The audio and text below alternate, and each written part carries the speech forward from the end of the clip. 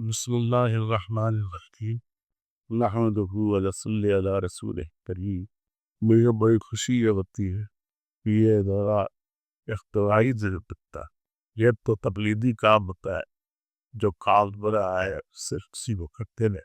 دوسرا اختراعی سوچ ہوتی ہے کہ روایتی کام کو کرتے ہوئے امت کی اور ملت کی ضرورت کے لحاظ سے نئے نئے کاموں کو شروع کیا جائے اور اس کو آگے بڑھانے کی کوشش، اور بھی یہ پیسمانی اور کوشش ماشاء اللہ یہ ادارہ اس پہلے سے خدمت کرتا ہے۔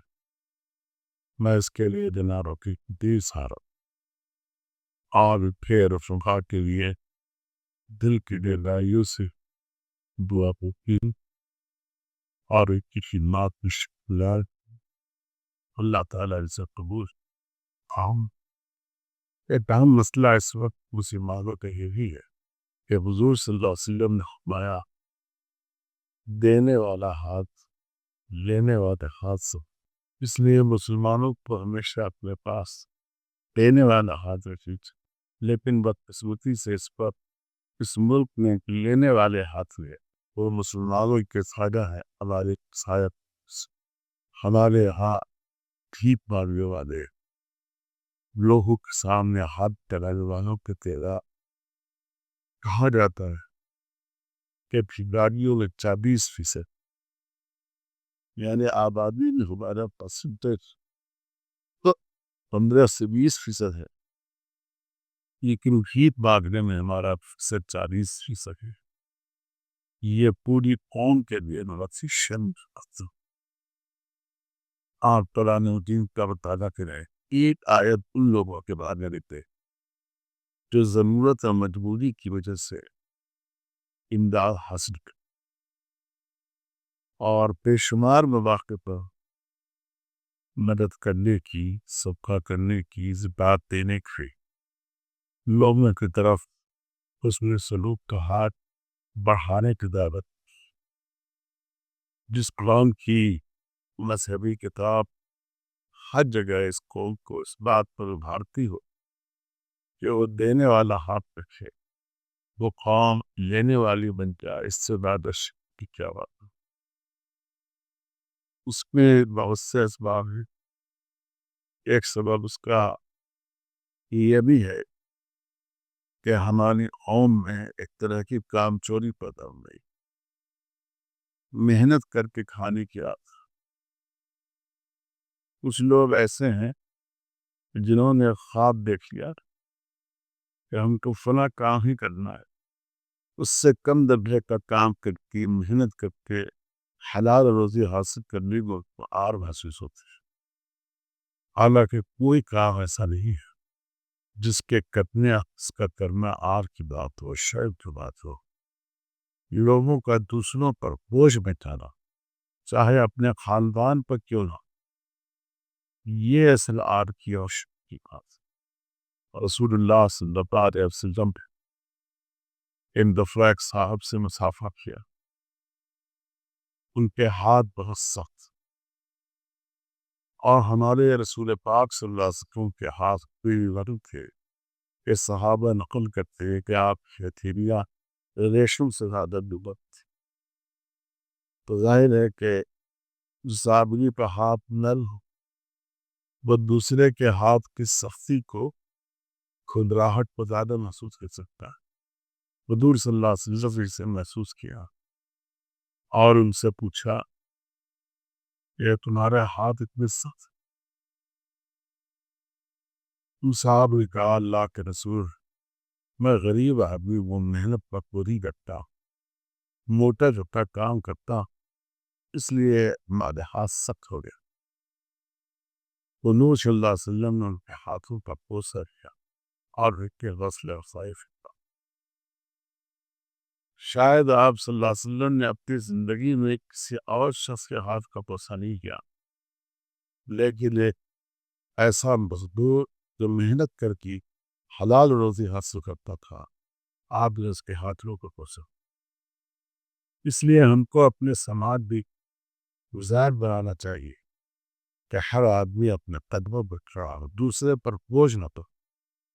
ہمارے مسلم خاندانوں میں یہ بدقسمتی ہے کہ ایک آدمی 2 آدمی کمائے اور 10 آدمی کھائے، تو ایک یہ وجہ ہے اس کے لیے ہمیں کوشش کرنی چاہیے کہ ہر شخص محنت کرے جو اس کے لیے مقدر ہو، حلال روزی حاصل کرنے کی کوشش۔ اور دوسری ضروری بات یہ ہے کہ لوگوں کے سامنے ہاتھ پھیلانا چھوڑ۔ آج ہماری مسجدیں دیکھیے، ہر مسجد کے سامنے نمازوں نے یہاں پر خصوص جمعہ کے دن ایک لمبی لائن لگی ہوتی ہے بھیک مار کے، اور اس وقت اور زیادہ شرم آتی ہے جب صحت مند نوجوان مرد عورتیں وہ بھی ہاتھ پھیلا کر۔ حالانکہ اس وقت اگر آپ مزدوروں کے اڈوں پہ چلے جائیں تو لوگوں کو مزدور نہیں ملتے۔ مختلف شعبوں میں آج کام کے مواقع بہت پر۔ پہلے زمانے میں محلوں میں 2-4 گھروں میں بجلی ہوتی تھی، آج ہر گھر میں بجلی ہوتی ہے۔ الیکٹریشن کی طرف ہے، الیکٹریشن کے کام کے تعلق کی طرف، پلمبر کی طرف ہے، اور جو یہ فنی کام ہیں ان کاموں کرنے والی کہت ہوئی ہے۔ میڈیکل کے شعبے میں وہی چھوٹے چھوٹے آسان کورس جو بہت کم پیسوں میں کی جا سکتی، اور ان کی بہت طرف بعض دفعہ ان کی تنخواہیں ڈاکٹروں سے زیادہ ہوتی۔ کیا مدری بعض دفعہ جو عمارت کی نگرانی کرنے والا ہوتا ہے یا اچھا مستری ہوتا ہے، اس کی آمدنی انجینئر سے بڑھ جاتی ہے۔ لیکن ہماری سستی اور کاہلی ہے کہ ہم محنت نہیں کرتے، ہنر نہیں سیکھتے اور لوگوں کے سامنے ہاتھ پھیلاتے ہیں۔ میں عام مسلمانوں سے عرض کرنا چاہتا ہوں، آپ یاد رکھیے، جو شخص بالکل شدید درجے میں مجبور نہ ہو، فاقے کی نوبت نہ ہو، اس کے لیے بھیک مانگنا جائز۔ آپ سوچئے حضور صلی اللہ علیہ وسلم سے زیادہ رحیم و کریم کوئی ذات ہو سکتی تھی انسانوں۔ آپ کے پاس ایک صاحب سوال کرتے ہوئے پہنچے اور ان کے پاس کچھ نہیں تھا، گھر میں صرف ایک پیالہ تھا اور ایک سونے کے لیے ٹاٹ۔ آپ چاہتے تو کچھ مدد کر فرما لیتے، لیکن آپ نے ان کی مدد نہیں کی۔ آپ نے ان سے پوچھا تمہارے پاس کیا ہے تمہارے گھر؟ کہا اللہ کا رسول کچھ نہیں، ایک ٹاٹ ہے اس کو بچھا کر سوتا ہوں، ایک پیالہ ہے جس میں کھانا کھاتا۔ حضور صلی اللہ علیہ وسلم نے فرمایا کہ وہ لے آؤ۔ آپ نے اس کی ٹاٹ میں بنائی۔ ایک صحابی نے اس کی قیمت 1 درہم دلائی۔ درہم چاندی پہ سکہ واقع تھا۔ دوسرے صحابی نے 2 درہم لگائی۔ آپ نے یہ ان کو دیکھے اور یہ دونوں پیسے 2 درہم ان کے ہاتھ۔ فرمایا کہ 1 درہم سے تم لوہے کا پل لے آؤ جس کے ذریعے تم جنگل سے جا کر لکڑی کاٹ کے لا سکو، اور 1 درہم اپنی ضرورت پر خرچ کرو، اور 1 ہفتہ یا 1 مہینہ آپ نے کہا کہ تم مجھے نظر بھی آؤ، محنت کرو، مزدوری کرو۔ چنانچہ وہ گئے، اس پر انہوں نے عمل کیا۔ 1 ہفتے کے بعد وہ حضور صلی اللہ علیہ وسلم خدمت میں آئے تھے۔ اللہ کے رسول میرے پاس اپنی ضروریات پوری کرنے کے علاوہ بہت سارے دن جمع ہو گئے۔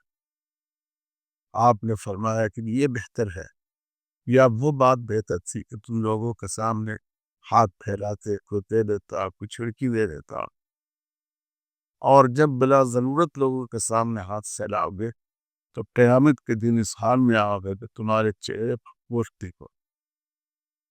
تو سوچیے کہ حضور سے زیادہ شفقت کرنے والا، محبت کرنے والا ہے کرے رحمت کون ہو سکتا ہے؟ لیکن آپ نے نیک منگوں کی اور بداکروں کی بیجا ہمدردی ان کے ساتھ بھی فرمایا۔ ہمارا یہ فرض ہے کہ جو بھیک مانگنے آیا، جو پیشہ ور لوگ ہیں، جو روز صبح سے نکلتے ہیں شام تک بھیک مانگتے ہیں، اور اب تو باضابطہ ان کی حقوق بن گئے، ان کو بھیک نہیں دے۔ میں آپ کو پورے ذمہ داری سے کہتا ہوں، فقہ کے ایک عالم ہونے کی حیثیت سے، ایک مفتی ہونے کی حیثیت سے کہتا ہوں یہ ناجائز علماء پر فتویٰ تک کہ جو آدمی بھی سوال کرنے کا لوگوں کے سامنے ہاتھ پھیلانے کا مستحق نہیں ہوا اس کو فیڈ دینا شرعاً جائز نہیں. یہ آپ کوئی اجر و ثواب کا کام نہیں کر. حقیقی ضرورت مند وہ ہوتا ہے کہ اگر آپ نے اس کو ایک متعین ضرورت کے لیے کوئی پیسہ دے لیا تو وہ دوبارہ آپ کے سامنے آگ نہ پھیلائے. آپ کے پڑوس کا کوئی آدمی بہت بیمار ہے، ہاسپٹل میں ایڈمٹ ہے، اور آپ واقف ہیں کہ یہ روزمرہ کی ضرورت پوری کرتا ہے، لیکن ابھی ڈاکٹر نے جو ٹیسٹ لکھا ہے اس کے اندر اس کی صلاحیت نہیں. آپ پہنچیے، آپ اس کا ٹیسٹ کرا دیں، آپ پہنچیے اس کو دوا خرید کر دے دیجیے. آپ کے پڑوس میں ایک شخص ہے اپنے بچوں کو محنت مزدوری کر کے پڑھاتا ہے، اب شام کی ابتدا ہے، اس کے داخلہ فیس اس کے پاس نہیں ہے. اگر اس کی مدد نہیں کی جائے اپنے بچوں کے لیے وہ بکس نہیں خرید سکے گا، فیس ادا نہیں کر سکے گا، اس کے بچے تعلیم سے محروم رہ جائیں گے. آپ اسکول جائیے، اس کی کتابیں خرید کر دے دیجیے، اس کی فیس دے دیجیے. یہ حقیقی وجہ ہے، اس میں آپ کا بھی ثواب ہے اور اس سے قوم میں خودداری کا جذبہ باقی رہے گا. اور اگر آپ نے جیسا آج کل رواج ہے جمعہ کے دن پیسہ چینج کرایا، مسجد سے نکلے 10-10 روپے سب کے ہاتھ میں دے دیا، یہ آپ ہرگز قوم کی بھلائی نہیں کر رہے. آپ قوم کو بدعقلی میں مبتلا کر رہے ہیں، قوم کو آپ خیر مانگنے والے قوم کر رہے ہیں، بنا رہے ہیں، پوری قوم کی شرمندگی کا سامان کر رہے ہیں. اس لیے ہم کو سمجھنا چاہیے. مجھے بڑی خوشی ہے کہ جو BBS جو اس کا شعبہ ہے وہ ماشاءاللہ اس مہم کو چلا رہا ہے اور لوگوں کو اس سے بچانے کی کوشش کر رہا ہے. ہم سب کا فرض کہ ہم اس پہ اس کی مدد کریں، خاص کر مساجد کا ائمہ خطبہ اس میں بہت تعاون کر سکتے ہیں کہ وہ نمازوں میں جمعہ میں خاص کر اس کا اعلان کریں سائیں. اور اگر واقعی کوئی شخص ایسا ہو جو ضرورت مند ہو اور وہ کام کرنے کے لائق ہو تو اس کو کام میں لگانے کی کوشش کریں کہ بھائی تم فلاں جگہ چلے جاؤ، فلاں اسکول میں جاؤ، وہاں چوکیدار کی ضرورت ہے، فلاں جگہ پہ عورت آئے تو یہ فلاں جگہ فراش کی ضرورت ہے، تم وہاں جا کر خدمت کرو اور عزت کی روزی کھاؤ، حلال روزی کھاؤ. یہ بہت بڑی ذمہ داری ہے. افسوس کی بات ہے کہ اس ملک میں ہم تھوڑی تعداد میں ہیں اور اقلیتیں عام طور پر اکثریت سے بہتر حالت میں ہوتی، لیکن اس ملک میں ہمارا حال یہ ہے کہ ہم نے اپنے آپ کو ذلت و رسوائی کے آخری درجے پر پہنچا دیا ہے. جو قوم دینے والی قوم تھی وہ لوگوں کے سامنے ہاتھ پھیلانے والی قوم ابھی ہے. اللہ تعالی ہم سب کو صحیح راستے پر چلنے کی توفیق عطا فرمائے. وصلی اللہ علیہ سیدنا محمد وعلی آلہ وصحبہ اجمعین والحمد للہ رب العالمین.